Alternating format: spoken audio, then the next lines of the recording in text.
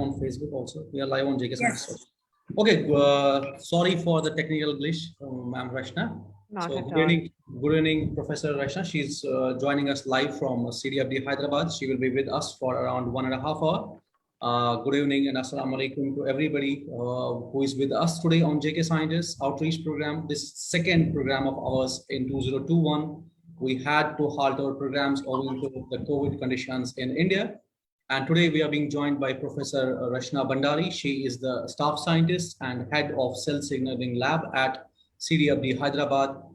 She will speak on different opportunities for PhDs and postdocs. And we have already circulated a Google form. We have your questions with us. We have screened some of your questions. And we have also with us today Aisha Hamid. Aisha Hamid is a graduate student at UNM New Mexico in USA. She will be moderating this session. And I request Aisha to kindly first introduce Dr. Rashna and then go on with the session. Miss Aisha, the floor is yours. Please go ahead. Thank you, Dr. Khalid. I would like to begin by thanking Dr. Saeed Mubarak Hussain, founder and director of a decade-old JK Scientists platform, and all the active members and volunteers at JK Scientists who tirelessly work continuously towards various programs and envision a better tomorrow for our young generation. I would also like to thank you, Dr. Khalid, and the JK Scientist Outreach team for facilitating this session today. It is my honor and great pleasure to introduce to you all today Dr. Rashna Bhndari, staff scientist and head at the Laboratory of Cell Signaling, CDFD Hyderabad. Thank you, Dr. Rashna, for accepting our invitation for this outreach session, and we are really overjoyed to have you with us today. Dr. Bhandari is an eminent scientist who continues to make great contributions in the field of studying the small biomolecules known as inositol pyrophosphates and polyphosphates. We will hear more from her about the work her lab is doing right now. Along with that, I must say she's an extraordinary mentor who has self-trained many graduate students, postdoctoral fellows, and project junior fellows who are all now the forthcoming researchers and continue doing science in various parts of the world. I am one of those privileged mentees who had an opportunity to work with Dr. Bhandari. Talking briefly about her trajectory, Dr. Rashna has done her PhD from Indian Institute of Science, IISc Bangalore, after which she was a postdoctoral associate in Dr. John Kurian's lab at the Rockefeller University, New York. Later, she was a postdoctoral fellow at Dr. Solomon Snyder's lab at Johns Hopkins University, Baltimore, and then she established her lab at CDFD nearly around 2008. She has received various distinguished awards. I would just name a few of them here. She has been awarded the Human Frontier Science Program HFSP Award, and she is also a recipient of Wellcome Trust DBT India Alliance Senior Fellowship, also a recipient of Innovative Young Biotechnologist Award from the Department of Biotechnology, Government of India. Along with being an extraordinary scientist, Dr. Rashna advocates science at various national platforms and actively promotes women in science, which also reflects in the number of female mentees she have been associated in her lab. From my personal experience, as I say that her lab has an identity of its own, so-called the LCS, Lab of Cell Signaling, more like a family. Established on principles and values, the goal is not to just have a workforce on bench, but also to instill critical scientific understanding and embolden mentees to conduct quality research as a team. I can happily sit here all day and keep talking about Dr. Rashna, as I would say any of her mentees would do. But without taking any further time, I would give this off to Dr. Rashna. I thank you again for accepting our invitation, and the screen is yours. Now I am addicted to it. Now I don't have any problems like. Thank you so much, Aisha. It's really nice to see you. And anytime I meet anyone such as yourself who has spent some time with us and then moved on to chart their own path and move on with their career, it's a wonderful feeling, and I feel that I grow along with all of you, and it's just a very emotional time for me as well to see how all my mentees are doing. And really, it's a pleasure to be here. I'm here, of course, because Aisha asked, and I cannot say no.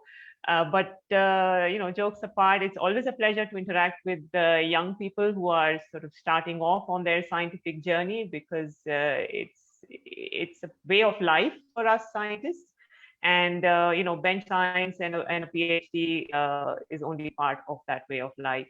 So Aisha had kind of sent me a bunch of questions or topics that she thought I should touch upon. And even though the title of the poster that she had made says Women in STEM, I think I've touched upon a bunch of things. So I have prepared a presentation that I would like to share with all of you, walk through it for a bit, and then of course have any free-flowing Q&A after that. So maybe I'll just share my screen and get started. Okay, I'm making you co-host, ma'am. You can share now. Oh, I see. Okay, let's do that. Okay, please go ahead. There's a waiting room. Wait, no, I don't want to go to waiting room, do I? No. Okay.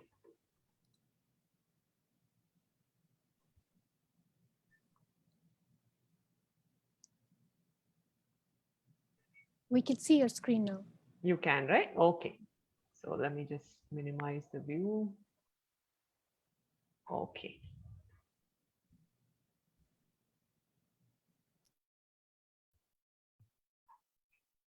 Okay, so Aisha thought, I should start with a little bit about my journey from my own point of view. And I think like any profession, it's all about making choices. So I've been very fortunate to have the opportunity to have made all my own choices.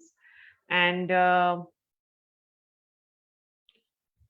it started off when I was in 11th and 12th standard, trying to figure out, like every good kid in India, whether I should become a doctor or an engineer. And oh dear, one second, my screen has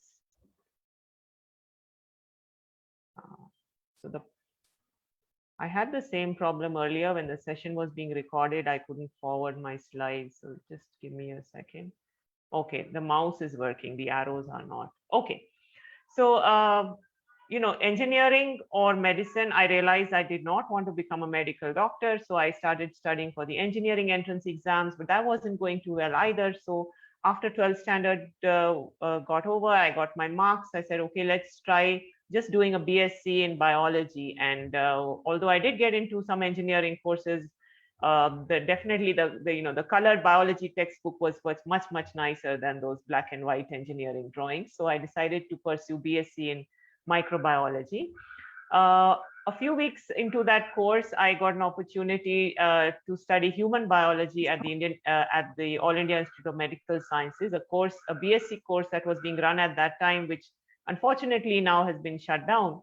And I needed to choose whether I should study microbiology or human biology. And the choice was very simple at that time, because the human biology course was co-ed and the microbiology course was a girls only college. So that was pretty straightforward, right? A young girl goes where the boys are. So I decided to take up the human biology course. And I think that was a great decision in hindsight, of course, because it set me up to do a PhD. Soon after the BSc, I was able to get into the integrated PhD program in IISc. And a couple of years into that program, I needed to choose a lab for my PhD. Now, in those days, I don't know whether it was just being naive or any, how one made a decision, but we didn't really read papers and see who it was that was publishing what. It was just that, do you like the project? Do you like the mentor? And so I chose to work with Sandhya Vishweshwaraya, studying cyclic GMP, because I thought the work sounded really cool and the PI was very nice. At the end of a few years of studying cell signaling, I thought, okay, now it's time for a change. So I decided to try to study structural biology and went to John Kurian's lab at that time at Rockefeller. He moved to UC Berkeley. I realized that setting up crystal trays and becoming the routine work of a structural biologist wasn't really for me. And at that time already, my husband had moved to Johns Hopkins School of Medicine. Berkeley is on the West Coast. Hopkins was on the East Coast. And so I started to look for a lab at Hopkins. And I think that worked out really well, because then I joined Saul Snyder's lab at Johns Hopkins Medical Institute. And there I met the second love of my life, which is this molecule called IP7. I'll just come to IP7 in a bit, but after a few years in Saul's lab, I realized that I wanted to continue to, continue to studying more, being an academician and having my own lab. And that's when I decided that I wanted to have my own lab.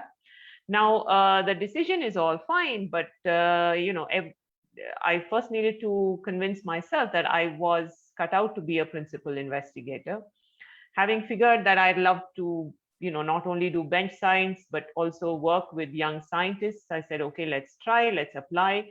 My husband and I were both applying at the same time. So we had what is called a two-body problem, also a two-body opportunity. We were very fortunate to both get jobs at two different institutes in Hyderabad. That worked out well, and that's very rare, and certainly we were very lucky there. Setting up my own lab, realized that this is something that you are not at all equipped through your PhD and postdoc to do. It's just a whole new ball game. And you realize that you should have learned to be a manager, because you need to figure out how to get money, how to spend money, how to make sure your balance doesn't go down to zero very quickly, figure out how much, how to buy equipment. And then the Indian system, it's very, very challenging. It takes a lot of patience. How much do things cost? How do you get good people to join you?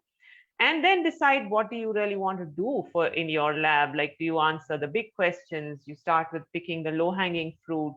How do you secure funding? Then realizing that the biggest and most rewarding part of being a PI is actually mentoring, how to inspire other young scientists, how to help them, for a bit with hand-holding, yet leave them on their own, and how to help them further along in their careers. And every once in a while, I've also been an agony aunt. There've been certain things that, sometimes you have to be a friend in addition to a boss. And that, all in all, I think it's been a very nice experience. And I think, enjoy being a PI.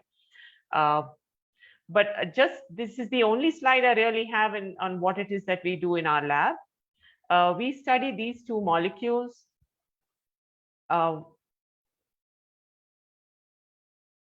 Polyphosphate and IP7. So IP7 is an inositol ring. It's a 6-carbon ring with 6 hydroxyls, that's cyclohexane, hexol, where all the 6 hydroxyls are substituted with phosphates. In IP7, there are 5 monophosphates and 1 diphosphate.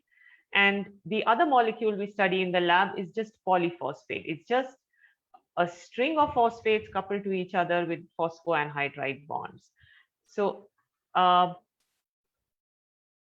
we study how these molecules are made, how they are regulated, what cellular and physiological processes they influence, and how they work. So we use different model systems. Now, polyphosphate is present in all living organisms, from archaebacteria to humans. They're present in very large quantities in bacteria, very long chain lengths. But as we move on to mammals, they're present in very small amounts and short chain lengths. And actually, this is a fantastic biochemistry project, because even today, we don't know how this molecule is made. And it's not very easy to work with. It's not, the defined chain length molecules are not available chemically. So we work with different collaborators.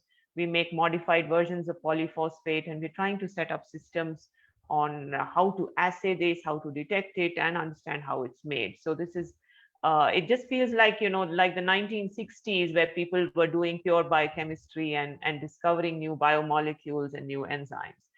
IP7 is interesting in its own right, because what I identified as a postdoc was that this beta phosphate from IP7 can be transferred onto a pre-phosphorylated serine residue in a protein to bring about a novel post-translational modification called pyrophosphocserine or diphosphocserine. And we spend a lot of time figuring out how this modification takes place, how to detect it, and what it does in cells. So this is a slide which I've tried to make sure that I acknowledge every single person who's passed through the lab, and just under these images show what it is that they were working on. So I won't say very much more about what we do in our lab, because I want to use this time to talk about the other things that Aisha had suggested I talk about. And that is about the journey and my interaction with my mentees, and also about other opportunities and careers for scientists. So my scientific journey is marked by its milestones. 2001, I submitted my thesis. 2015 was my first student's thesis. So it's just a nice feeling of the circle being complete. As and when we do our research, what's of course most important in a research lab is to publish papers, right? So we've done our fair share of paper publications, and as and when they are published, if somebody recognizes them, that's a high. So if the work is spoken about and a commentary about the paper is written by somebody else, that's certainly a cause for celebration. We've had, 2 cover pages so far, and they've been just a fantastic experience to have your work recognized. But equally, if not more importantly, has been the journey of being a part of a community. These are photographs, and you can see Aisha in there of a picnic we had just pre-COVID, literally like this was I think this was in March 2020. On the 1st of March, and the last outing we went to before COVID hit, where 3 of the laboratories on our floor, all of us went out for a nice day of fun. And one major milestone in the lab has been when 2 of my students decided that they wanted to spend much more time than just they did in the lab together, and they actually decided to spend their life together. So these are the moments, the milestones that have marked the journey in the lab. Most recently, a milestone has been our response in our organization to do what it is that we could when the pandemic struck. This is a collage of all the people who were involved in running setting up and running a COVID testing lab for the first 2 or 3 months before we were able to hire and train technicians who run the lab. We've done more than 40,000 samples of COVID testing in the past year and a couple of months now. So that's an ongoing experience to work, to do something that goes beyond your bench science and can actually serve our community and our country at this time. I wanted to briefly touch upon PhD and other training opportunities at CDFD, because I was told that the audience here is very diverse. We have a few undergrads and master's students, PhD students, and postdocs, and of course, young researchers. So in case you are looking to come to CDFD, there are several opportunities. If you're currently a master's student, you can apply for our dissertation-based training program, which unfortunately, due to the pandemic, was put on hold, but I hope that we can start it again. And this is a 6-month-based training program. We also accept summer research fellows, 2-month fellowships through the Indian Academies of Sciences. We've recently started accepting summer fellows more locally from within Hyderabad through these SCRB grants. And of course, we have a PhD program. We also take project staff as project JRFs or SRFs as and when the project positions are released, and these are advertised on our website. Our PhD program, of course, as I said, our research in our organization covers a vast array of themes. We are currently about 18 labs working in different areas of modern biology. So actually, my screen keeps getting this admit somebody, etc. So I keep getting distracted. Is there a way that you can take care of that, Khalid? I keep having to, a pop-up keeps coming on saying admit or go to room or something. So that's why I think, yeah, okay. Yeah, I have to keep taking it off my screen, unfortunately. Okay, so if I'm a little distracted, please forgive me. So the CDFD PhD program, we take students only after their masters. A BTech or a BE is not enough. So an MSc in agriculture and MBSc is good, and MSc is fine, and even an MBBS. But we do need students currently who have a valid fellowship to pay for their 5-year fellowship to support them during this tenure of their PhD. A lot of our students end up spending more than 5 years, and we currently provide them some level of support in their 6th year, although it's not the equivalent of a fellowship. It is less than that, but we do support them in their 6th year as well. So we have selections twice a year, once in January and once in June, July. Usually these are based on an entrance exam. Just last year during COVID, we did not have the entrance and directly took an interview. We shortlist students through either an entrance exam that we hold jointly with CCMB. We also take students through the GBILS, so JGEEBILS. It's like a joint entrance exam for many different life science institutes in India have come together. And students who qualify through that exam can also apply to us, provided they have a valid fellowship. Those students we take in summer. So in June, July is when we interview the students who have cleared the GBILS exam, which is held in December, and it is announced, usually announced by NCBS, but it's coordinated by multiple organizations.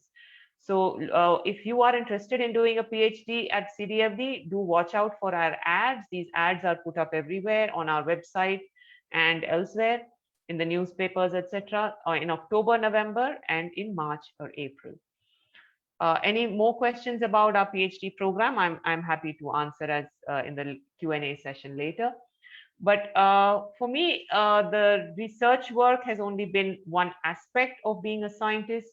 Been actively engaged in the scientific community for a few years now, primarily through the medium of India Bioscience. So if you haven't heard of India Bioscience, please Google it and go check out their website. India Bioscience is an organization. It is hosted in the NCBS campus. It is funded by multiple funding organizations, including the DBT primarily. It's an office that works to increase networking amongst researchers in India. It has outreach program. It focuses on science communication and education and policy. So for young scientists, the India Bioscience website, I'll keep telling you more and more about what it has to offer. And for PIs, it's a good source to look for grants. For those who are looking for jobs also, it has very good resources. But I shall focus more in the next few slides about the career opportunities in science that India Bioscience has emphasized and promoted over the past few years. So these are just posters from the Young Investigators meetings. Now, these meetings are for young PIs in the first 5 years or so of their career, and postdocs who are looking to start an independent faculty or academic career in India. And we also have what are called regional young investigators meetings. So there is one national YIM every year, and then there are multiple regional YIMs. So these are networking opportunities, as well as for postdocs, these are potential sources to get to know each other. And also look for, we also have what's called a satellite meeting for postdocs, where they can interact with potential people who are hiring faculty in their institute, so recruiters in some sense. So we get about 20 odd institute heads and representatives to come to the meeting, and about 40 postdocs who will meet them. So it sets the stage for these people to talk to each other more and take forward the hiring process. So at the 10th Young Investigator meeting, which was held in 2018, a bunch of us came together and evaluated Indian science over the past 10 years and spoke for young investigators as to what it is that we would like to look forward to, say, for the next 10 years in the Indian life science community and life science research environment. So these are the 4 themes we touched upon. What are the best practices for recruitment and mentoring of young investigators? What would be best practices for sharing of resources and collaborations in Indian science? How can we empower our PhDs and postdocs better? And what, in our view, would be the future of Indian life science research? So if you are interested in knowing more about this, go check out this article in Current Science that we put together, which was a reflection of the collated thoughts and ideas of about 40 young investigators who attended this meeting, all of whom had attended previous iterations of the Young Investigators meeting. So it was really a collective that came forward. So do go check it out. The other space that I've been a little active in is been women in science in general and women in Indian science. So India Bioscience had put together this booklet a couple of years ago on celebrating Indian women in science.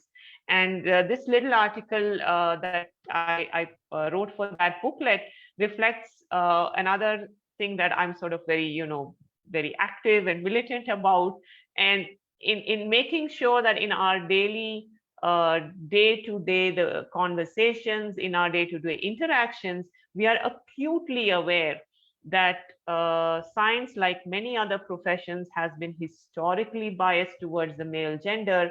And as we become more and more aware of being, making sure that we do not use gender-biased pronouns, we do the same in our daily interactions with our fellow colleagues as scientists as well.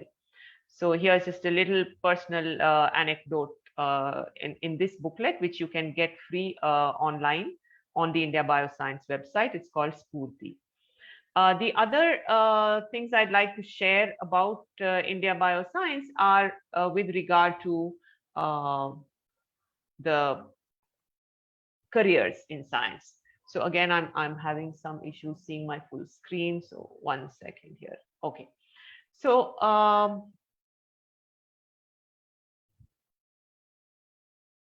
I think, so one thing is that we need to know as PhDs and postdocs, where our career opportunities lie. Okay. It's important to realize that the only role models we interact with during our PhD and postdoc are academicians. Yet academics is only taken up as a career by about 10% of science PhD graduates, right? The remaining 90% find other careers. And that information is not easily available. And in the Indian context, it was barely there.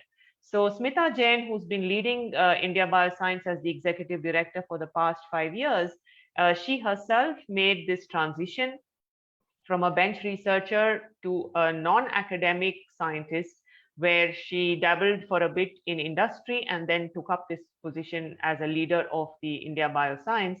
And she decided to sort of make it her mission with her colleagues to spread the idea, the notion that academics is only one career opportunity and 9 out of 10 scientists take on other careers. And we may as well start thinking about this as PhD students instead of waiting till the end of a postdoc, and then starting to think about what it is that I want to do. So on this slide here are just a listing of resources available on India Bioscience. There's India Bio Speaks, which is a podcast series, and in the India Bio Speaks podcast series, there is a series called Crafting Your Career. So if you are interested in thinking about your career, do go check out this series. There are now 19 episodes on the podcast. The first episode is just the introduction. Many episodes are interviews with people doing different things after the PhD and postdoc. So was there a question?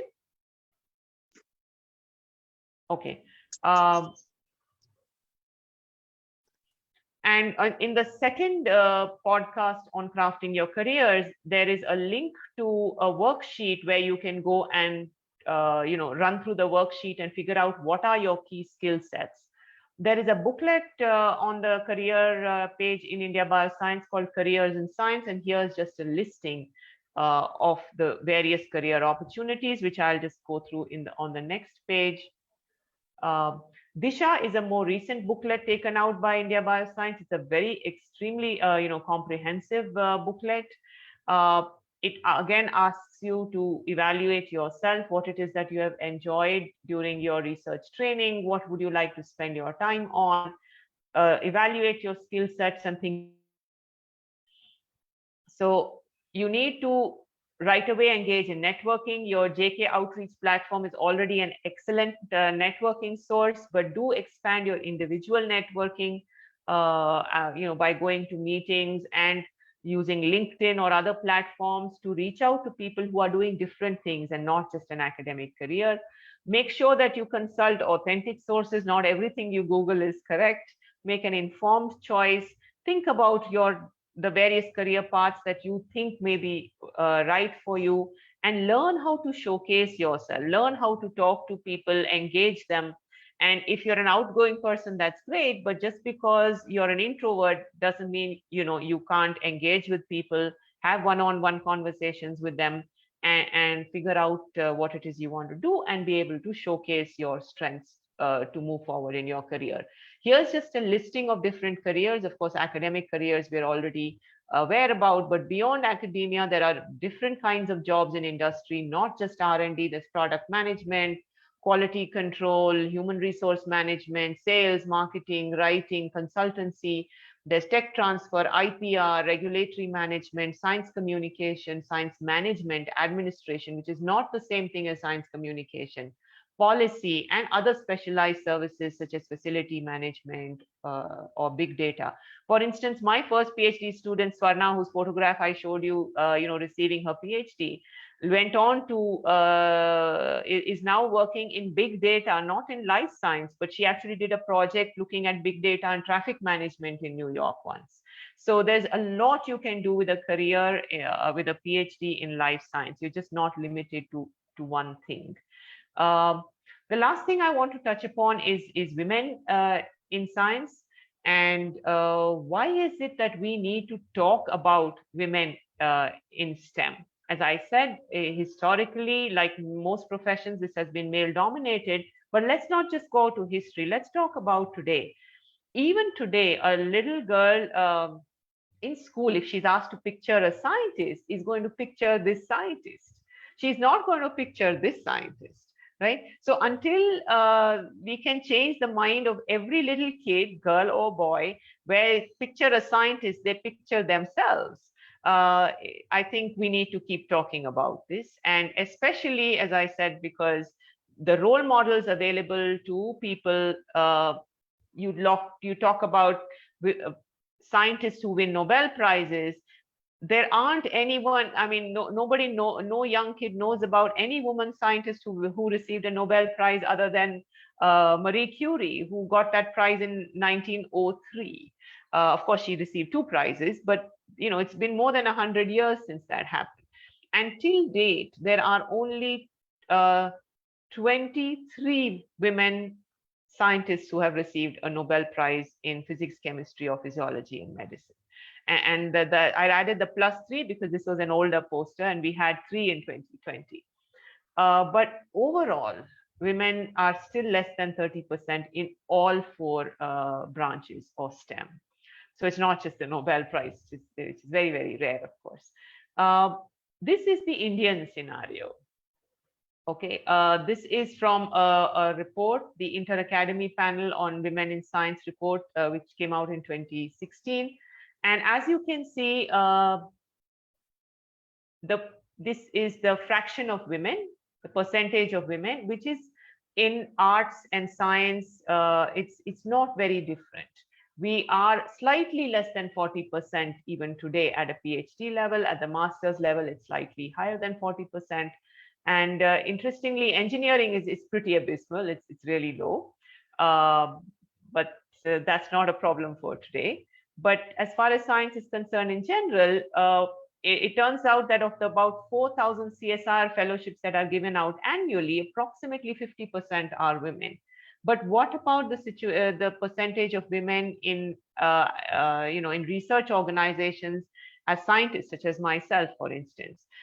Here, DBT and ICMR have a slightly higher than 25% women, and other organizations are even lower. Of course, this data is for 2008, but there's been no survey after that on these numbers. So I got numbers for CSIR last year, and that number had only moved from 16% to 18%. And there are 40 CSIR labs. So at the fellowship level, 50% CSR fellowship holders are women, but at the scientist level in CSIR organizations, it's 18% today. And that's pretty abysmal, right? Spurti had this very nice, it had interviews with a bunch of women scientists. And what I liked, what I've shown you here is an interview by, a little quote by my friend Sara Iqbal, who used to work as the public engagement officer at the Wellcome Trust DBT India Alliance. Earlier this year, she decided to do something else. I don't know if she's figured out what it is that she wanted to do, but she wanted to, try something else. So she resigned from the Wellcome Trust DBT India Alliance, and she's trying to do something on her own. She's from Hyderabad. And if you ever get a chance to meet her or listen to her, interact with her, please do. I find her to be an extremely inspiring person.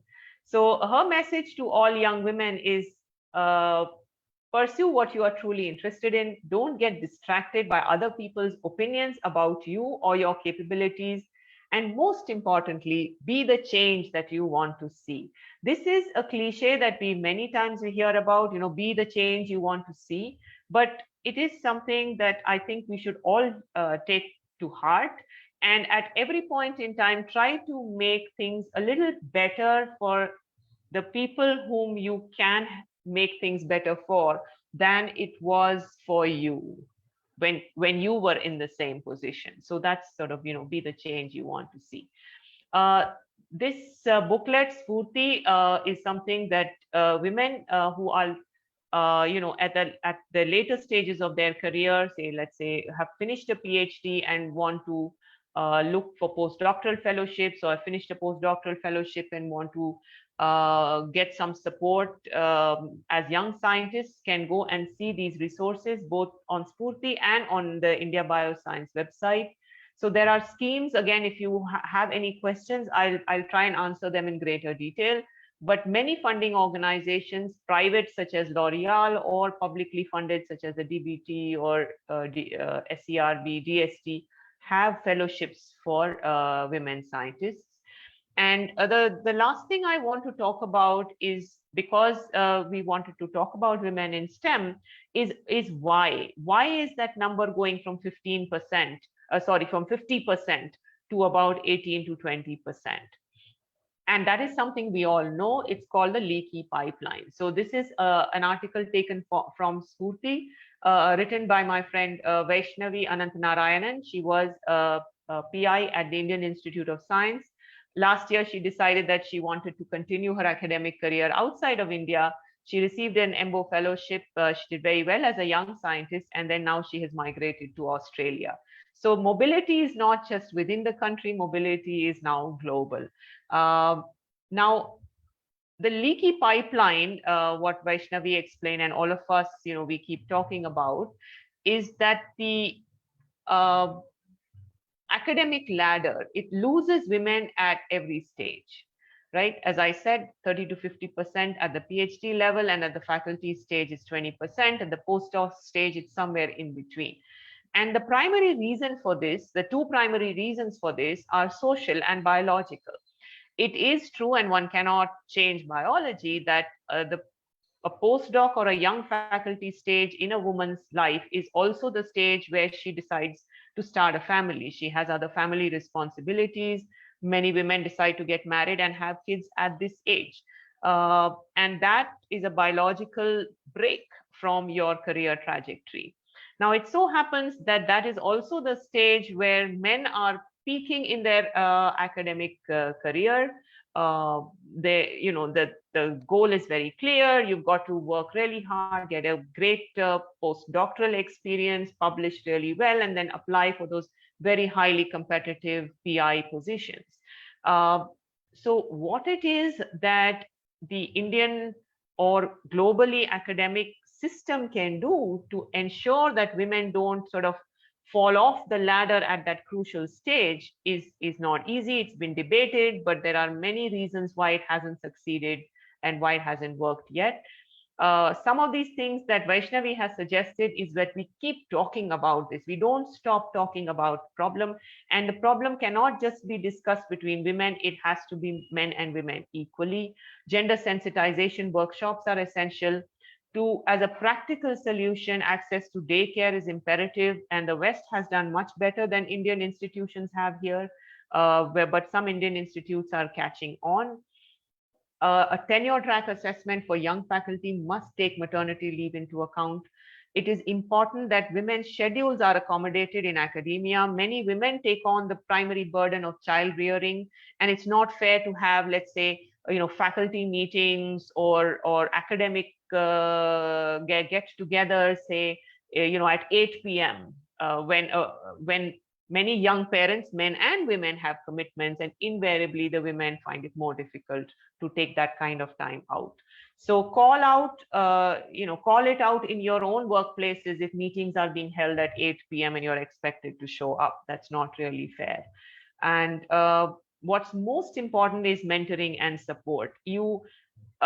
I've met so many women after their PhD, if they decided to take a career break to start a family, they sort of just fall into oblivion. They don't have any network left. They don't have any people to talk to whom they can find out about even these fellowships and things that I've talked about. So it's very important, if you are a woman who decides to take a career break, to remain engaged in the academic space with your mentors, with your colleagues, so you continue to receive support, and then form these support groups even later, so that you're constantly, discussing these things with mentors who have been through similar situations and have advice for you. So I think that is actually, no, here is my last slide. The last slide is a bit of Gyan. My Gyan collated from all the, the experience that I've had and the talk that I just gave as well. Hindsight is always clearer than foresight. So every choice that you make is actually the correct one, because you make those choices after thinking about them and then trusting your instinct. So careful deliberation and followed by an instinct is a way that I've made sort of every choice. And of course, in hindsight, you may revisit those choices, but at the time that you made them, they were definitely the best choice, and that's why you made them. So don't beat yourself up about your decisions, because they were always correct when you made them. As running a lab, I would actually say people are more important than papers, because if you look after people, the papers happen. And if the environment is collegial, it's friendly, it's energetic, it's not just party. It's the scientific atmosphere should be charged enough that the motivation to come to work every day, run up the stairs and do your experiment, and then share what comes out of that experiment with your peers. If that kind of collegial atmosphere is created, the papers then come. The big picture is of course important, but you have to celebrate the small victories. So if you don't have that, that little celebration every time you got a breakthrough result, it will become too mundane. Mentorship needs to be taken seriously. Not enough academicians realize the importance of mentorship. So if you happen to be in a space where you think your mentorship has not been optimal, make sure you are the change you want to see. And when you become a mentor, make sure you take mentorship seriously. And importantly, collaboration is the key to unlocking scientific discovery. No science is done in isolation, and you need to talk to your lab mates, your colleagues in the institute, and beyond your institute, globally in your research space. It's collaboration that is key. So I'd like to end with my favorite quote that from Rancho. I hope all of you have seen this movie, and I know this quote by heart. The success ke piche mat bhago, kabil bano, kamyabi jhak maar ke piche aayegi tumhari. So I hope I don't have to translate that, but in case I do, chase excellence and success will follow. That's in response to a query from Aisha saying, how do you become a successful scientist? I think you just chase excellence. So I'll end here. I'll stop sharing my screen and move into the Q&A. Thank you so much, Dr. Rashna. It was a very informative and insightful presentation. I think you shared your journey, you shared resources, you shared a lot of inspirational things today. We thank you for that presentation. We have a few questions. I'm sure many mentees here would also want to interact with you. First of all, I'd like to ask a few questions which are more focused on women in STEM, of course, I would like to talk about that. It's great that you talked already about the numbers, that we have we have almost equal representation initially, but later on, we lose the numbers, we see very less. You gave us one remedy for it, for how we can individually help ourselves in that period of time, is to maintain your network and to maintain your contacts so that you don't lose your space. And do you think there's anything else as an individual, if you're at different stages, not only if it's because of family, if there are any other reasons in STEM, in jobs at STEM, that lead to women losing jobs or leaving STEM? So do you think there are any other things we need to care about, or any other hurdles we'll come across and we can be aware of it and then tackle it? So I think one thing is to try to remain engaged. Again, I can only give the examples of my own students. One of them, for instance, needed to take a fairly long break because her baby needed her to be at home and she couldn't even put the baby in daycare. And she decided to remain engaged by continuing her learning, right? So she took online courses. Of course, the network was there for her. And then somewhere along the way, she decided to change her career track. So I would say there are two things here, and I'm answering this question in a focused manner, not from the perspective of people such as myself who need to, push for policy change, but instead from the perspective of people who are finishing a PhD or a postdoc and are now looking to move on in their careers as they start a family. So from that perspective, as I said, one thing, you can stay networked. Two, you continue to make sure you are learning, whether it's even just reading journals if you have no time for anything else, or taking some online courses. And three, realizing that, look, early on itself, understanding and preparing yourself for multiple career opportunities. The biggest, I think it boils down to the problem of us knowing only about the 10% of careers that are available to us. And then when that doesn't happen, then you feel that because you're only aware that of academia and you realize that this is a very rigorous path and you're not, either you don't feel you want to do this, or you feel you don't have the time to, because of your other commitments, to follow that path, that you sort of end up doing nothing. And I don't think that's the way at all. Be aware of all the different career opportunities and start exploring them around the time of your PhD, the later years of your PhD itself. So you work towards multiple things. So yeah, I hope I answered the question to some extent. The other assistance has to come from policy changes. Yes, of course. I think that was helpful. I also have one specific question for you.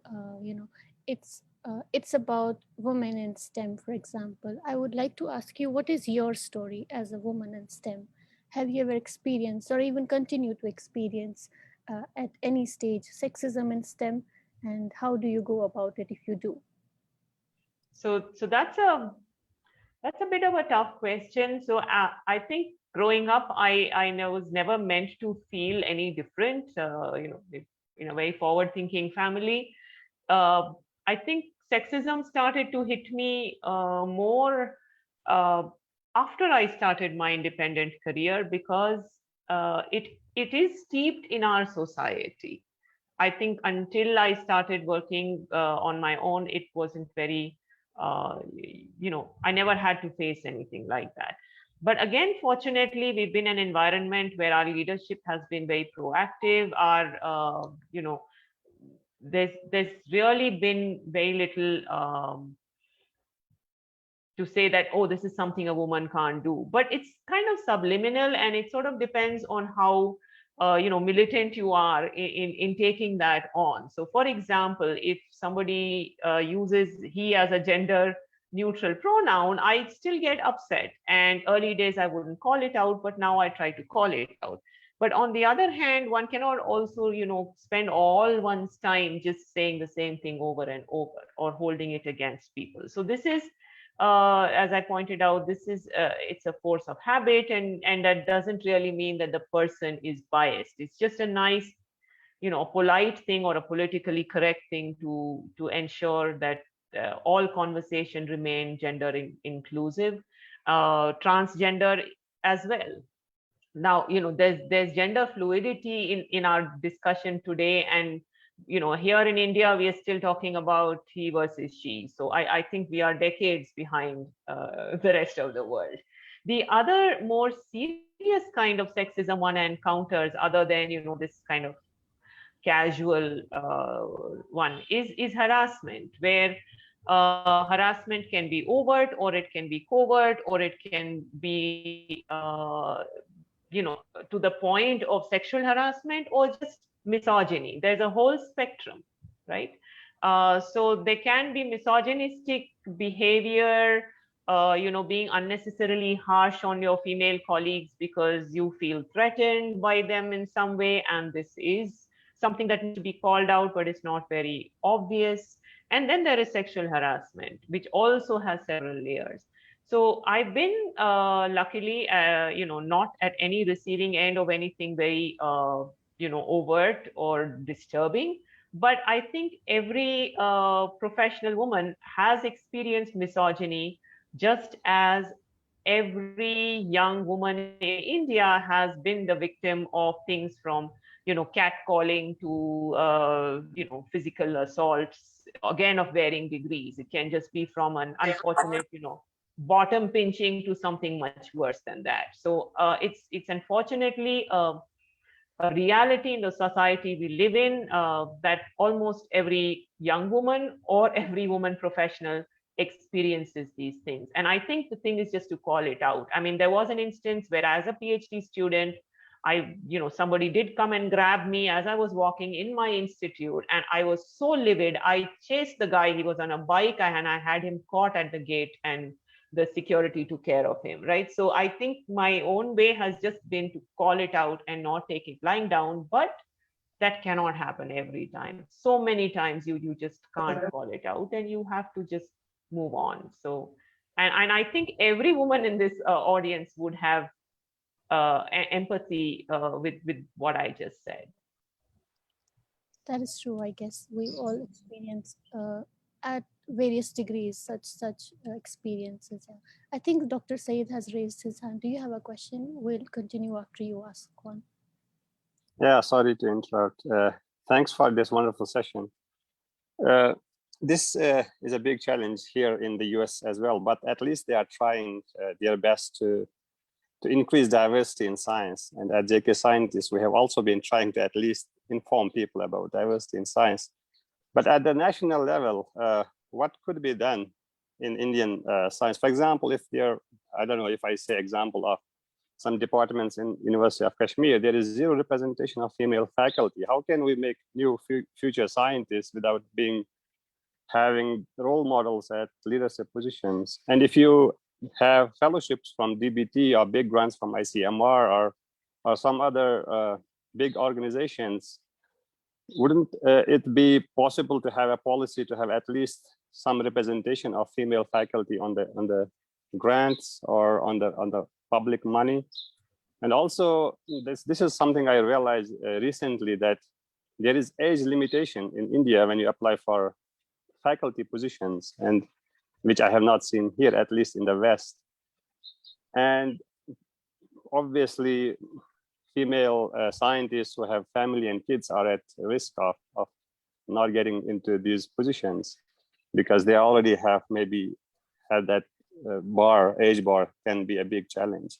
Do you think there are people who are discussing about these issues and there is a policy of recruitment? For example, here there is open system, at least I think I have been on job market recently. You have a system, you apply, you have research proposal, you have teaching portfolio, you apply, you get invited, there is 2 days of interview, you talk about science, you talk about other interests like how do you mentor, your interest in mentorship, and then there is a decision. But I'm not aware of such policies at universities. There is no open recruitment as per my understanding. Is there something which can be done nationally so that there is open, fair system, and also there is this diversity in science is given priority. At least at University of Oregon, when I was a postdoc, they had similar trend in neuroscience department. But then Chris Doe, he worked on it. They did 3 hires back to back, only female focused or female centric, and that has been good in changing something.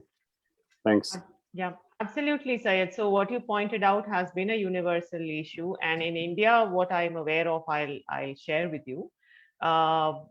In the past, I would say 4 or 5 years, I think there's been a huge increase in awareness of the issue and efforts to find solutions. As you rightly said, different places in India have, different recruitment strategies. The institutions such as the CCMB, CDFD, and us, we recruit, of course, through an advertisement, but applications, the advertisement can be rolling ads or they can be one-time ads. And then the scientists are screened, and then they are interviewed, and they're screened on the basis of their research proposal, their CV, etc. In this kind of recruitment, it is the onus lies on the institution to ensure that they are actively attempting to recruit women faculty and not letting the gender ratio slide too badly, so that they go out and look. These discussions have been had, and one part of the suggestion is, when you advertise, say that you are looking for women, but there is no way to sort of have a reservation for women scientists. It's just not possible, and nobody would agree to that either, it seems. But emphasizing that you're looking to improve diversity and then actually taking the effort to do that is one way. Unfortunately, there aren't a lot of applications. So the leakiest part of the pipeline is that between the postdoc and the faculty appointment, where the CVs, if you just look at them against each other, don't measure up. Age used to be a major issue. Currently, at least in most organizations, that age limit has risen.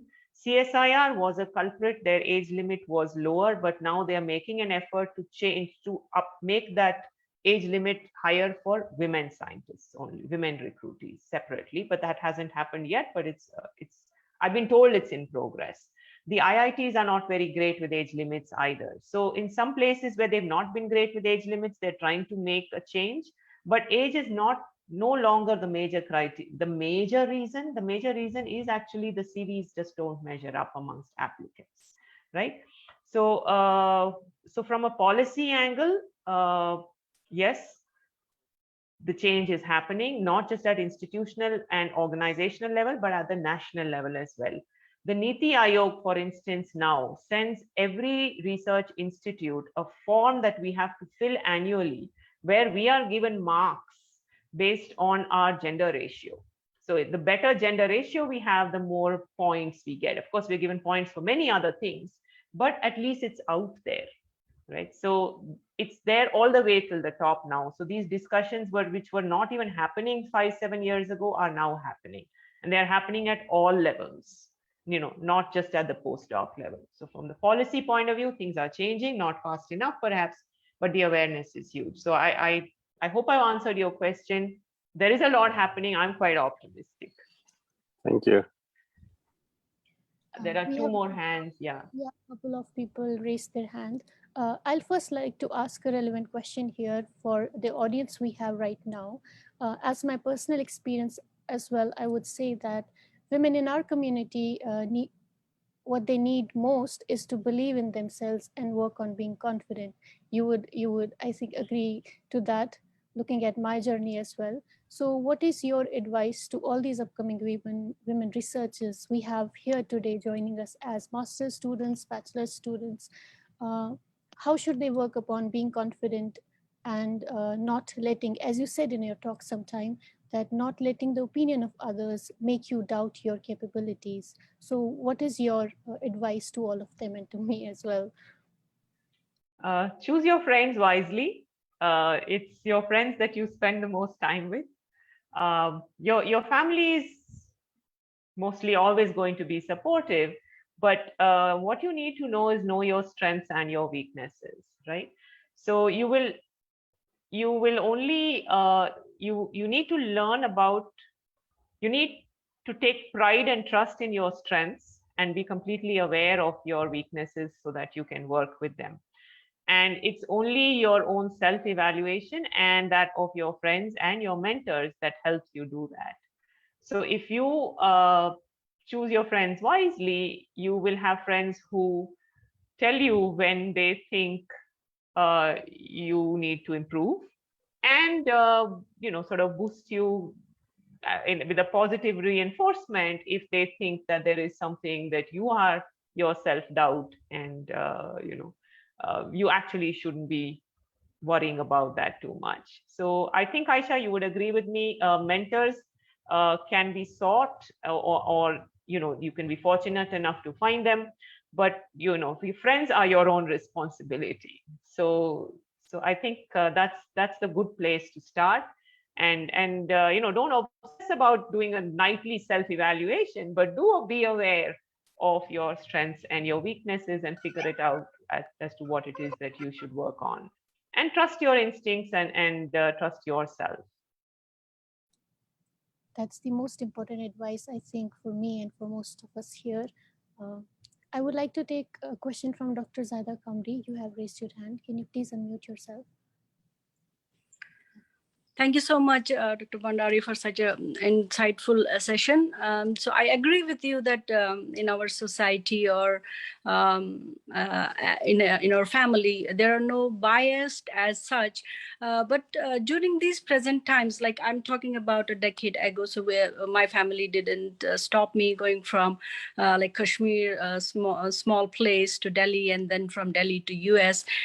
So I had the support of my family, and that times, like those were the most, I think, good times of India, I think, where I wouldn't have to think about security. I used to roam about in midnight in Delhi.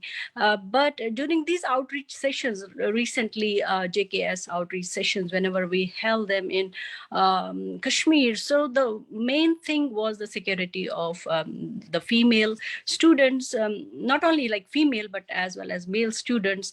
But privately, we used to tell them, no, it's not the case. The campuses are really safe. And we see a lot of capability in our females back home. So how can JK scientists as such reassure them that it's safe to gain knowledge outside of our state? And what about what measures can we take so that we can take their family into confidence that they can leave their families and go and attain knowledge? So that is about the undergrads and the grads. In research, we have seen a lot of exploitation at different levels. So are there any policies about the universities? I know that there should be, but those are only on paper. So even if a researcher is being exploited in any way, they cannot go directly to the union or to the higher authorities. They just are afraid that since they are in research, their PI or their sub-Is, so they have greater authority over them. So how can that also be challenged? So Zahida, I think you asked two questions. One is kind of safety of women in general, and the other is sort of exploitative behavior from senior scientists towards their younger colleagues. Safety of women in general, I think, Zahida, the fact that you said that you could walk in Delhi at midnight, I'm like, wow, I still don't have that level of confidence. I went to Delhi for college and was like, you better be, you better be back in campus by dark. Although my friend and I were super bold, we'd go out for movies, 6 to 9 show and things.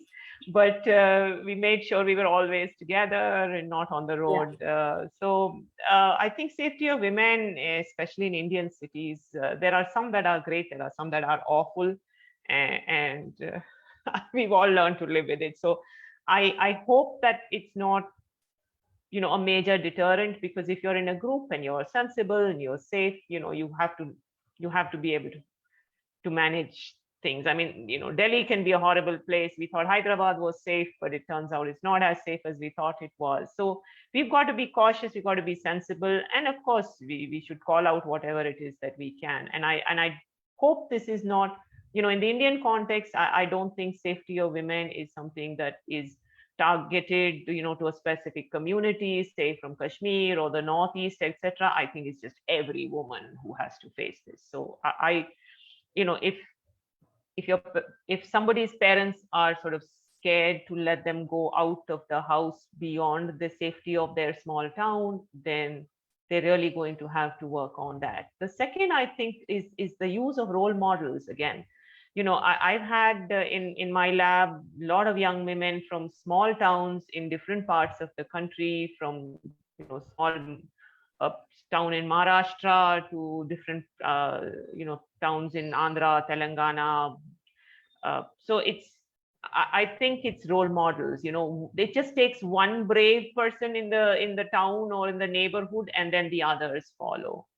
The second thing you asked was about exploitative behavior, and that again, I want to believe that apart from sporadic incidents where it may be targeted towards a specific community, in general, exploitative behavior in academia is it's universal. It's again all over the world. You hear awful instances of sexual harassment or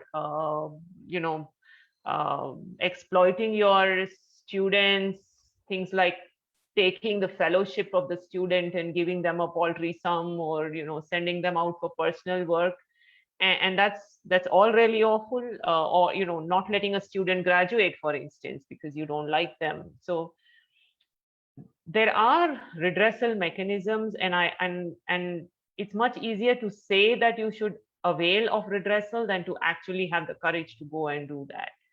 I've met people who had that courage. I've also met a lot of people who have not had the courage to call it out and have decided that, look, it's just easier to move on and put this behind me and leave.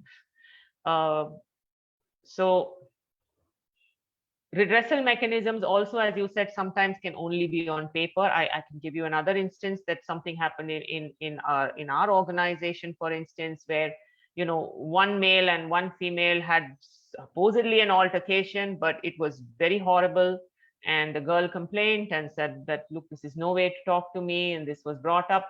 Now, it wasn't actually a sexual harassment. It's just an awful, unprofessional behavior.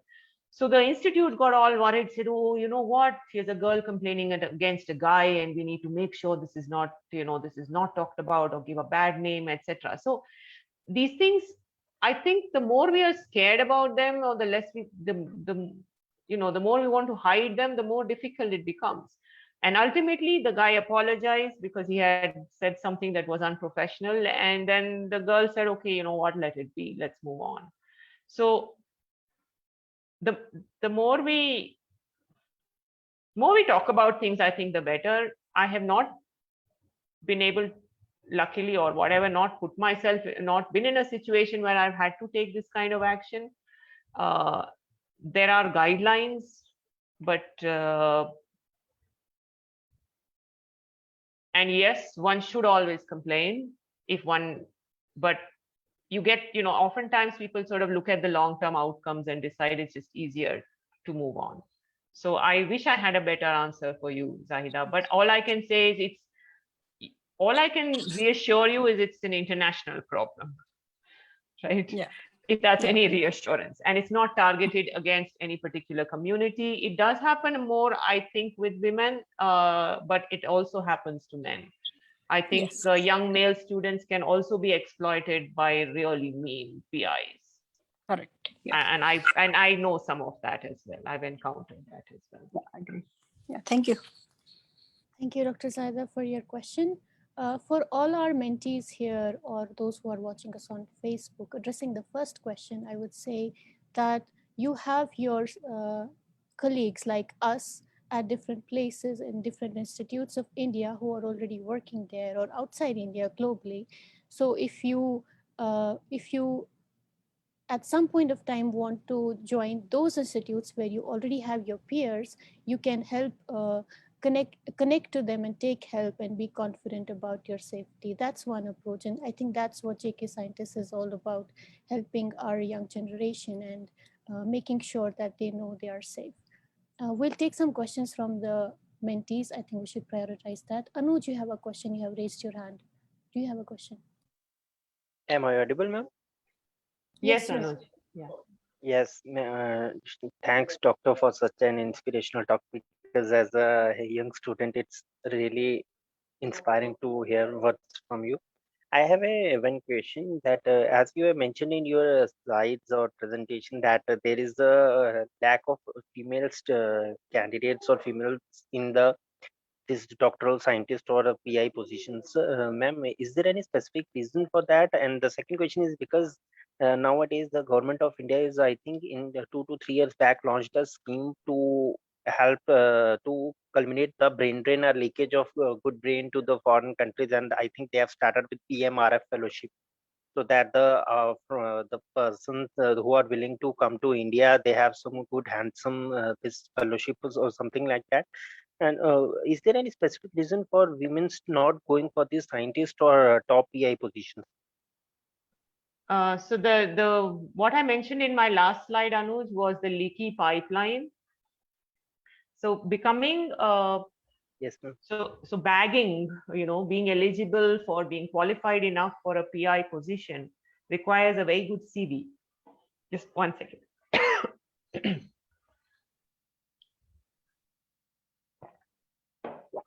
And building your CV to the point where it becomes competitive for an application tends to happen in the postdoc years.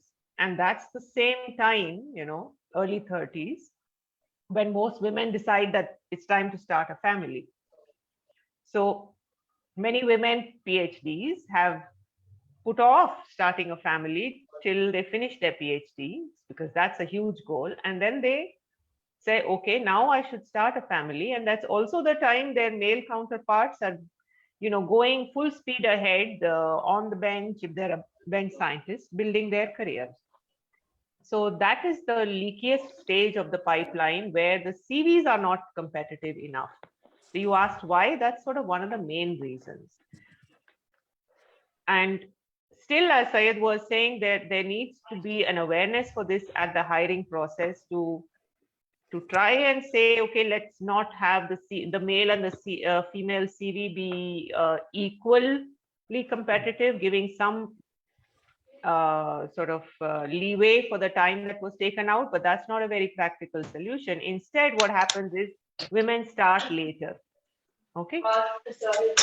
Because they've spent that few years in child rearing, and then they start little later. So they are a few years older than men when they start their labs, even if they make the CV equally competitive. So that's one concession that needs to be given.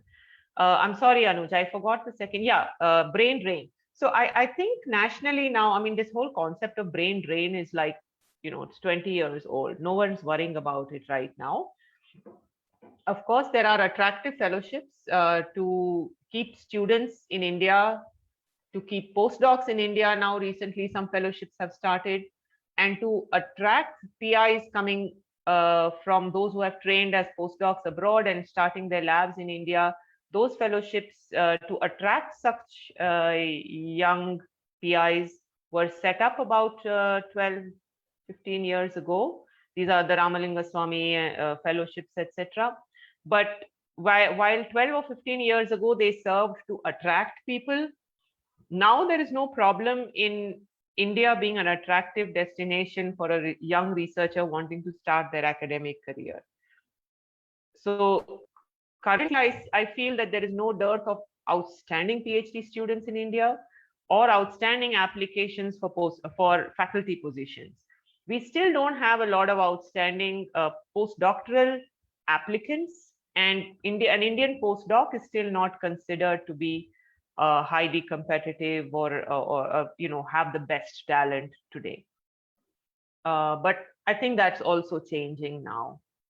So I hope that answered your questions. Yes, ma'am.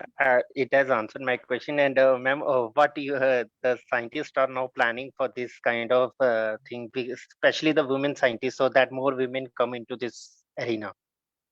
What are they now planning to do? Because it's the, as you have mentioned, it's the problem, and if this will continue, then it's lead to really there is a gender imbalance. Yeah, I think I've already covered all of that. What are the young scientists doing? What is the policy doing? What is Niti Aayog doing? I think, there's not much more I have to add to what I've already said. So I'll take the question from someone. There are many raised hands. So Aisha, you do the honors. Thank you, Anuj, for your question. We'll take the question from Shaira. Shaira, please unmute yourself. Good evening, all. Thank you very much, ma'am, for managing your valuable time, and much more than thank you for giving us this insightful vision towards our career ahead. Ma'am, I actually want to ask you that being a fresher who has just finished master's and is working as a project JRF in a reputed institute out there, to take a further higher step ahead about this, what should a person look about a lab to pursue a PhD in, other than what he or she is interested in? You would actually receive better mentorship and advice from those who, recently made that kind of decision. But whether you're looking, for a PhD position or a postdoc position, you first need to see that you would enjoy working in this, in that research area. Second, you want to find out a little bit about the mentor. And for that, you need a good network. So surely you know people through these kind of networks who are already out there in that, let's say in that university, or somebody knows somebody else in that university. It's important to find out beforehand, especially, if you're leaving the country, because there's so much other administrative aspects involved there, visa and other kind of things, that the place that you are going to, the lab that you are going to, not only has a good scientific reputation, but also the PI is a nice person who cares about the people that they are mentoring, and use your network for that. So this is an excellent platform to get started for that kind of networking. So these are the two things, the science and the person that you will be joining. Thank you very much. Yeah, we request you all to mute yourself after you ask the question to avoid any disturbance. We have two more hands raised. Ms. Ba, can you please unmute yourself and ask the question? Yes, thank you, Aisha. Good evening, all. Thank you, Dr. Rashna Bhndari, for such a wonderful presentation. I think we need more people and more women like you to inspire us, to inspire the younger generation to take up science as a career. My question to you is, if at all you had a chance to give any sort of advice to the younger version of yourself, what would that be? Thank you, Ms. Ba, for your question. I've never really thought about that. I think, yeah, as I said, hindsight is 2020. I don't think I would go and give my younger self any advice. So I don't like to look back, I think, and reevaluate. One can always spend a lot of time doing that. But yeah, I think if I trusted myself then, I should go back and tell myself, well, good thing you trusted yourself. Never mind, some of your decisions didn't work out the way they should have, but that's okay. I have thought about that question a lot. I would say, Ms. Ba, I think that I'll tell myself, it will all be okay. Don't worry too much. All right. Thank you so much. Thank you, Ms. Ba, for the wonderful question. Gonzalo, do you want to ask your question? Please unmute yourself. Hello, Dr. Bhandari. Thank you for the talk. It was really wonderful. I hope you can hear me well. I can. My question, thank you, Gonzalo. Yes. My question for you is, you spoke of different career paths that you can take as a PhD. Do you think a postdoc is required / useful for those other career paths? So That's a really nice question, Gonzalo, and that's kind of the question. I've been debating that with my own students, and some of them have made up their minds that they don't want to pursue an academic career. Yet everyone else they speak with says that, look, just do the postdoc first, and only then will your CV be competitive enough for another career. Now, I don't think that should be the case. And if you read about what's written in the US about postdoc as a career, it turns out that this whole concept of postdoc being the first step to the next stage in your career, and a PhD not being enough, it ends up stemming from the fact that American labs have needed postdocs to run their research. It's kind of a very crude way to put it, but it's true. There are a lot of labs in the West. There are just many more in the US than in India, plus several other countries combined. There just aren't enough PhD students, to do research in those labs, and they all rely on postdocs. And so they all, postdocs end up entering in these labs in their, say, early 30s, and they end up staying for 5, 6, 7 years. So by the time they figure out what it is that they want to do in the next stage of their career, they're already in the mid to late 30s. And then only 10% of postdocs are getting into academia, right? The postdocs go there because everyone's going there.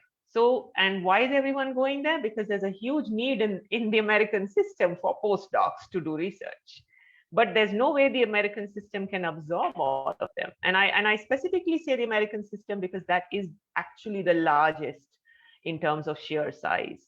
So it's ended up becoming that your alternate, or your non-academic career path is taken up after a postdoc. So your CV becomes competitive with that postdoc, and then now multiple people are competing for these non-academic careers. So it's kind of a vicious circle. Although if you talk to people in industry R&D, for instance, I have a friend who's been here in industry R&D for more than 10 years. She has colleagues who came straight out of an MSc or straight out of a PhD, or she herself came after a postdoc. There's really, of course, their career paths have been different, but they're all doing the same thing eventually, right? So many of these career tracks do not require postdocs. Smita Jain, for instance, didn't really do an academic postdoc at all. Straight after her PhD, she chose a different path. And today, she's been the director of India Bioscience for 5 years now. So I don't think a postdoc is necessary, but it's ended up being so because everyone does it. And sometimes something needs to change. So I hope that answered your question, Gonzalez. And I think it's a very, very important career question. Yes, it is. Thank you so much. If I may, sorry, I would like to add. Oh, sorry. Oh, sorry, Said, go ahead. So this is a very important question, and I would like to add something here because I have recently experienced, because I was on job market. It's very competitive and tough to get a faculty position everywhere, at least in US. And when I applied to, I would say 30, maybe 40 positions, I didn't get any positive response.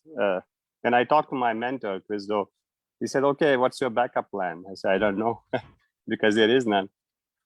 We have not been trained to look other or experience other opportunities like biotech or some other things which are very actually exciting. Then I had a friend in Oregon. He was head of Thermo Fisher. I had a dinner with him, and he knows my activities, my passion, I would say also.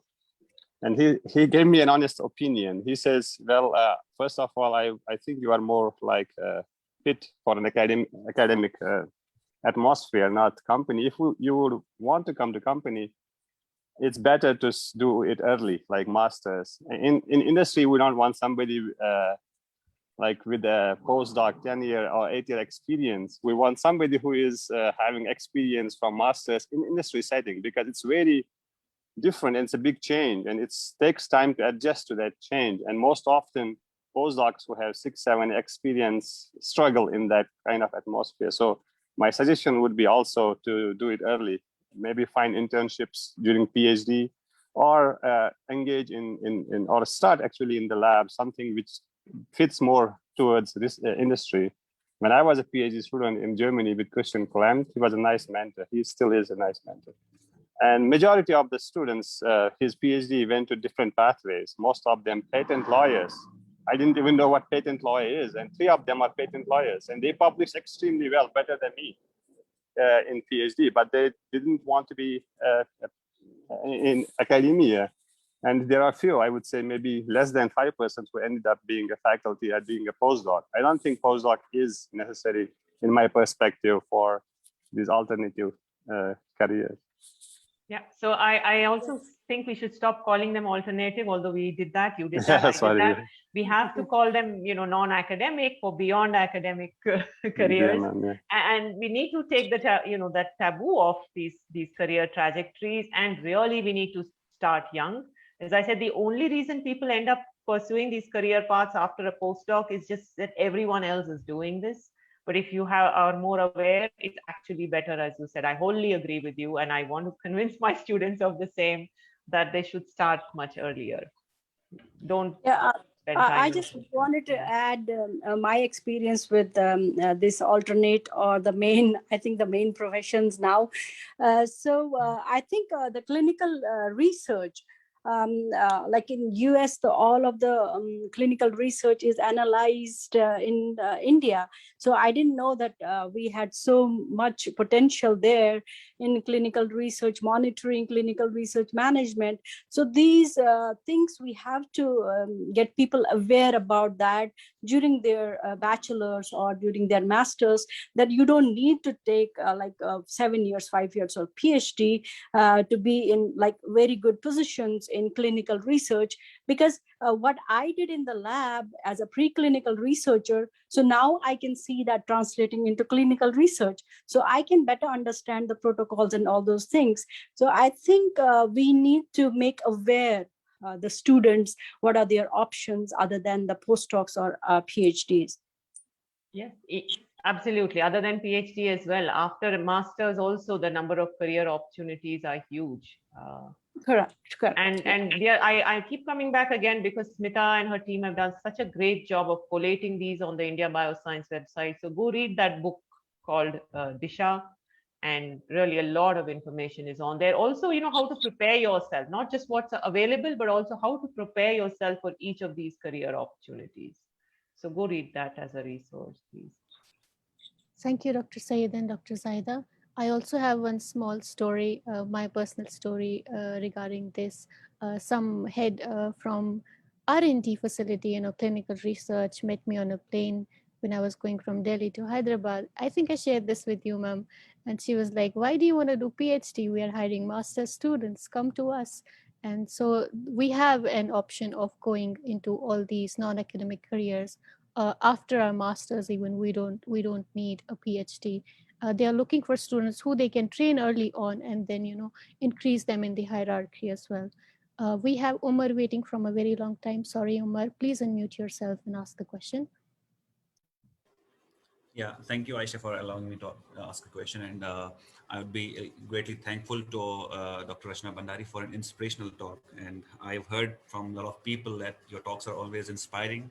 And I'm happy to listen to you for the first time. And I'm very much, hopeful that I'll listen more from you, in future.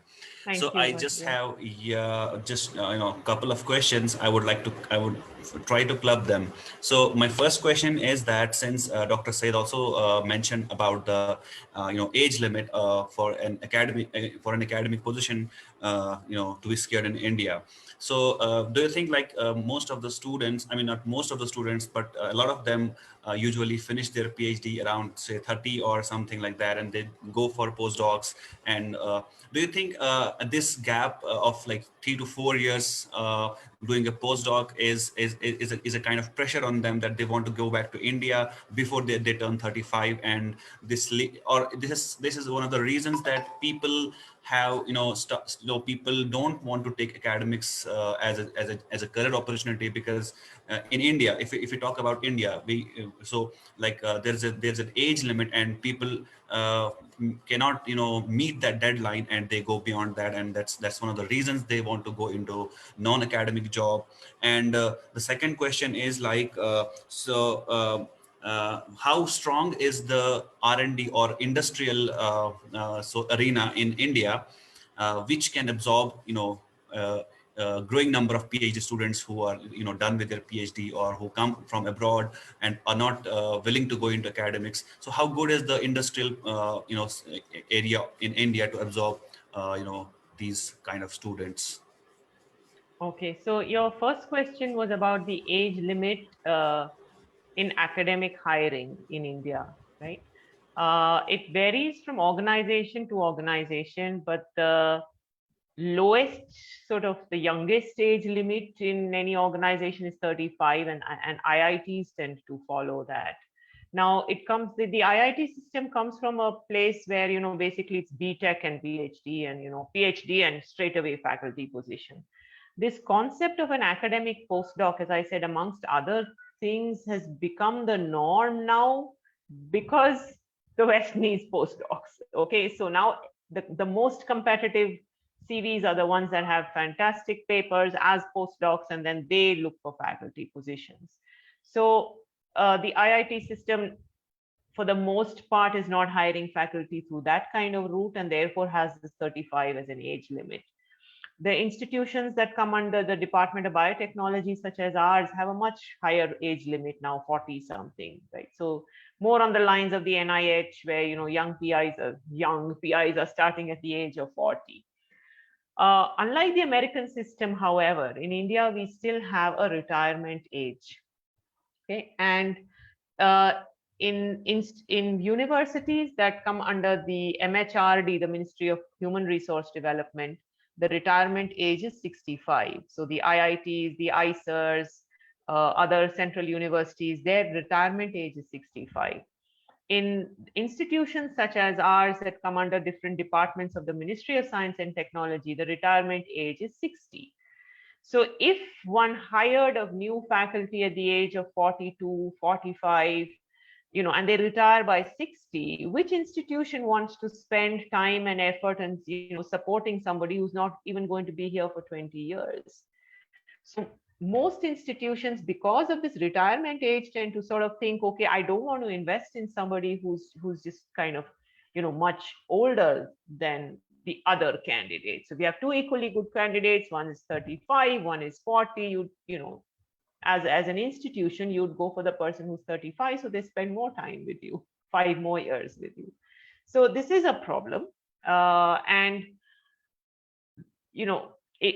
and postdocs end up becoming really long, because at least in the life science, you need to publish really good papers, and the referees want you, the Earth and the Moon in order for you to publish, and it takes you such a long time to do that work and publish the paper. Your paper spends a year in review. So there are a lot of problems. There are no easy solutions, other than the fact that some institutions are now raising that age limit, especially in the life sciences, to closer to 40, 37 and 40. So that was the first question you asked. Umair, can you remind me of your second question? Yeah, thank you for answering this question. So second question was like, how strong is the industry and R&D in India to accommodate incoming students? Okay, so Indian R&D has been very strong in chemistry, because we've been, like the pharma capital of the world, the API capital of the world for a really long time. There've been just a handful of names in R&D, original, R&D that comes out of India, that feeds back into the company. And those names are probably known to everyone, the Dr. Reddy's and things. There aren't very many. There was, at one point in time, there were some that shut down. I'm forgetting their name now. Reliance has one such, older company. But what's changing now are a couple of things have changed. One, once the new patent laws came in about 10, 12 years ago, I'm not very clued up on this, sorry, but the Indian companies realize that to stay competitive, they can't just, make stuff that's been made elsewhere or falls out of patent. We've got to do our own R&D and feed into this. So many new Indian companies, bigger names have come up now, Biocon or Bharat Biotech, or there are a few whose names are slipping my mind now, that want to do their original R&D, and they are hiring in a big way. What has changed in the last 5 to 7 years has been the huge emphasis on startups. And I would say that has come in the last 5 years or so with this new government. The concept of Atmanirbhar and Make in India and pushing for startups, it really has translated to a lot of small companies, and incubation in this incubator model, right? So there are many incubators in India which are basically where all the infrastructure belongs to a research institute. So CCMB in Hyderabad has one such incubator. They incubate 10 plus companies. These companies have an idea. They're a startup. They have access to all the infrastructure available in CCMB. They put in a little bit of their money. They take their idea from they take it from idea to the proof of concept product. And then some of them move out of the incubator and start their own company. So these small companies don't employ a lot of people, but this is more like an entrepreneurship career. Plus, there are now companies branching out of the big names, like Biocon has now started partnered on immunes. So CAR T cell therapy is coming up in a big way. The reason why Indian biotech and pharma is becoming bigger is because of, our labor is so-called cheap. You can get a really good quality of life for a much lower salary in absolute terms in India compared to in the US or Europe for that matter. So yes, it's coming up in a big way. I know at least 2 of our students in the past year or so have joined either a big company in India or a smaller firm in Hyderabad, a smaller startup kind of things, straight out of their PhDs.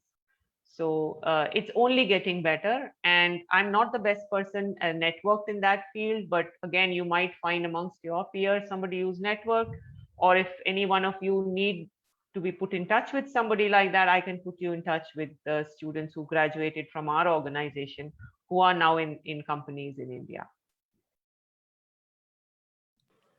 Thank you so much. Thank you, Umar, for your question. Do we have any more questions? Or you can raise your hand and we can take it. There are many, but is there time? I was thinking if there are any last questions. So I had one very, very important question. Maybe many of the mentees can relate to it, being a student from Kashmir to NCBS Bangalore to Germany to Oregon, now in New Mexico. So Dr. Bhandari, what do you look for when you get so many applicants every day? Like I check my emails, I have 5 to 10 emails. And then, and same situation, mentees from our JK scientist group or Kashmir email so many people about position in the lab, and they hardly get any reply. So what do you look for when you read such emails or CVs to call somebody, hey, come here and I have space for you? And the second, which is relating to me as a junior scientist now, what is the advice you would give me starting my lab? How do I choose a good mentee? So it's an important question for both mentees and mentors as well. And how can I be a good mentor? Thank you. Wow. Thanks, Syed. I think you touched upon a few very important points. So it is true that irrespective of whatever stage you are in your career, the number of students looking for opportunities is so much larger than the number of opportunities that every PI will receive multiple emails from people looking to work with you. So my advice to them would be to write to the PI. Don't say, dear sir, first. Okay, it might be a dear ma'am at the other end. So emails that come to me saying, dear sir, I delete. If it says, dear Dr. Bhandari, I read. But jokes apart, I'll give you Aisha's example, for instance. So most emails you read and delete or reply back saying, sorry, no position available. Now, why did Aisha join the lab? She sent me an email like many other students. And in her email, she had said, I have seen your website, I have read your papers, and here is what I think about your work. Now, her ideas may not be something that are actually implementable, but the fact that she has gone and read one of our papers and written a paragraph about the paper, and even beyond that, even if she had not written a paragraph and she'd written 3 sentences, it would have definitely caught my eye. So that means it's not just a mass emailing. Somebody has gone and read about my work and said that they are interested in working with me. Now, it might turn out that she had heard from her friend, hey, this is a great lab, why don't you apply there? So instead of just writing, dear Dr. Rashna, do you have place? I'd really love to work with you. And, I am so great and I will do whatever you say. I will, that's the kind of emails you get. But she took the time to write. And I give that advice to anyone looking for any kind of position, whether it's to work as a project staff or a PhD student or a postdoc. Please write that letter. Take a day, 2 days if required, to write that email by reading what it is that the person whom you are writing to has done. I kind of follow. So the second thing you asked, Syed, was, as a PI, how do you look for people? And I think I use the same example. If a letter, each of us spends less than a minute to read an email like this, right? You really don't have time to spend more than a minute or two to read that kind of email. And in that 1 or 2 minutes, if it's something like this, it'll catch your eye, otherwise it won't. So I recently had a trainee write to me for 2 months. He'll be starting on the 1st of July. And, he started off by saying, dear Dr. Bhandari, I have seen your website. This is what you work on. I am here for 2 months in Hyderabad. I'm from ISER. Would you, and this is my skill set. Would you take me in your lab for 2 months? Now, obviously, for a 2 months, I will not, hold an interview. I didn't. I just said, okay, here's a student. Here I have 2 months worth of, summer fellowship, and I've called him because he's already gotten into an ISER Bhopal, which is not easy to get into, right? But if I had perhaps more time or I needed to be more picky, I would have interviewed them. So I've interviewed every project student, irrespective of the interview that the organization does. And for a postdoc, I've actually had them, write a research proposal and things like that, which I'm sure you would do as well. The third thing you said was the trickiest. I mean, how to be a good mentor. So I think we all develop our own mentorship styles, and there's no one formula. But I did, I think one lives and learns. Initially, one ends up spending a lot more time, and later on in the career, there's less and less time to do that. But I think if we put the people's first, and people understand that we are important, that they are important to us, I think it works out no matter what stage of the career we are in. That the people first policy. But there's a fine line between, being there for your mentee and letting them know who's the boss, right? So you still have to be the boss, right? I mean, the decision has to be yours eventually, no matter, of course you encourage people, but sometimes the student has the craziest of ideas and just puts their foot down, and then, what are you going to do? You can't reach an impasse.